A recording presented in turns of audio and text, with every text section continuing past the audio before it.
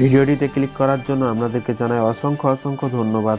আপনারা দেখছেন আপনাদের প্রিয় YouTube channel West Bengal DA salary. West বেঙ্গলের ডিএর আপডেট এবং বেতন বৃদ্ধির আপডেট প্রত্যেক দিনের জন্য পাবেন, তাই অবশ্যই চ্যানেলের সাথে থাকুন, চ্যানেলটিকে সাবস্ক্রাইব করে রাখুন পরবর্তী লেটেস্ট আপডেট পাওয়ার জন্য। পশ্চিমবঙ্গের সরকারি কর্মচারীদের বকেয়া ডিএ মামলা নিয়ে নয়া আপডেট। সুপ্রিম কোর্টে নয়া প্রধান বিচারপতি আসতেই কি এবার বড় আপডেট দিল। এখানে বলা হয়েছে পশ্চিমবঙ্গের সরকারি কর্মচারীদের বকেয়া ডিএ মামলা নিয়ে কিন্তু নতুন আপডেট। সুপ্রিম কোর্টে কিন্তু নতুন কিন্তু প্রধান বিচারপতি আসতেই কি এবার বড় আপডেট আসলো, চলুন দেখে নেওয়া যাক। এখানে বলা হয়েছে পশ্চিমবঙ্গের রাজ্য সরকারি কর্মচারীদের বকেয়া ডিএ মামলা নিয়ে কিন্তু এই মুহূর্তে মামলা চলছে দেশের সর্বোচ্চ আদালতে সুপ্রিম কোর্ট।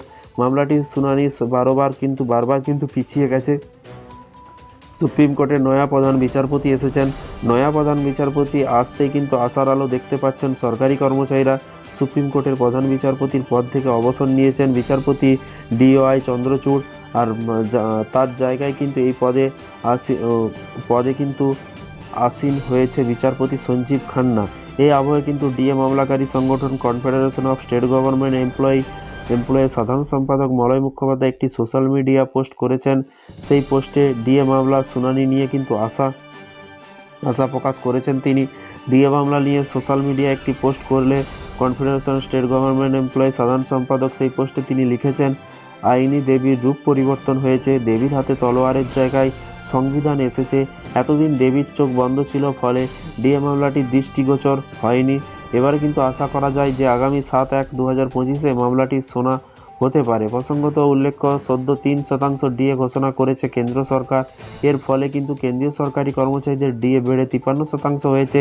কেন্দ্রের ঘোষণার পরে বিভিন্ন রাজ্য তার কর্মচারীদের জন্য কিন্তু ডিএ ঘোষণা করেছে। যদিও এই রাজ্যের সরকারি কর্মচারীদের জন্য ডিএ ঘোষণা করা হয়নি।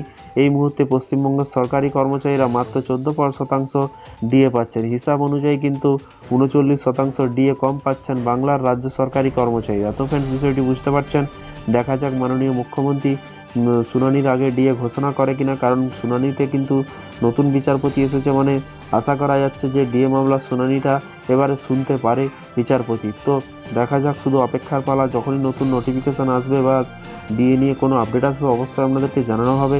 তাই চ্যানেলটিকে সাবস্ক্রাইব করে পাশে থাকা বেল আইকনটিতে প্রেস করে রাখুন পরবর্তী নতুন আপডেট পাওয়ার জন্য। ভালো থাকবেন, সুস্থ থাকবেন এবং নিজের খেয়াল রাখবেন। Thank you.